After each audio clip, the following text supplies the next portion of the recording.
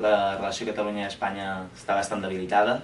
Durant molts anys hem intentat treballar en equip, treballar junts, que nosaltres els respectéssim en ells i ells en altres, però fins i tot el mateix president Pujol s'ha donat aquests dies que és impossible, que el federalisme és impossible perquè no estan disposats a reconèixer que nosaltres tenim un patrimoni més elevat que el seu i llavors el que fan és robar-nos uns diners que són nostres. Penso que l'única solució viable i possible actualment és la independència de Catalunya.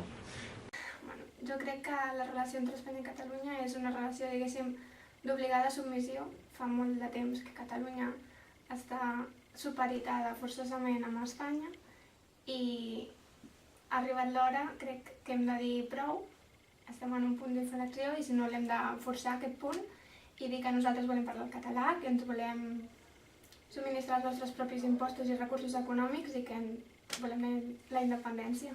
Però ens estan utilitzant, és tal com està actualment també, perquè ens estan fent pagar coses, o sigui, paguem molts més impostos que la resta, els diners els hem de donar, s'aprofiten en altres llocs i aquí ens quedem sense. S'estan dient unes barbaritats enormes sobre els catalans que no són pas veritat.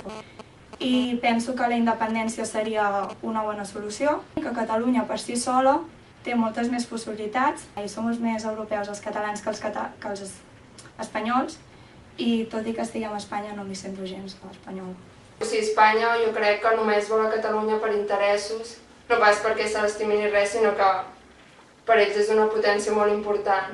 I en comptes de fer les coses bé i intentar cuidar Catalunya, fan tot el contrari i es porten malament i crec que això no ajudarà a res i arribarà un moment que Catalunya dirà prou. Espanya ni abans, ni ara, ni mai voldrà escoltar-nos.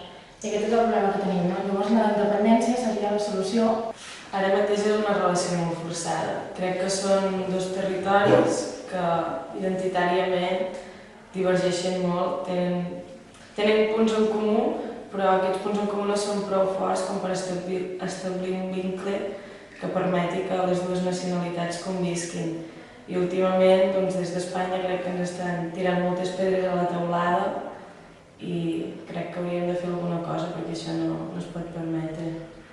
És una relació que difícilment pot tenir una continuïtat dintre d'un mateix estat o dintre d'un mateix àmbit de gestió del govern. A nivell de Catalunya, el que seria més factible o el que seria més positiu seria que busqués podríem considerar l'autogovern o el dret a decidir i que els catalans poguéssim aconseguir tirar endavant amb el dret a l'autodeterminació.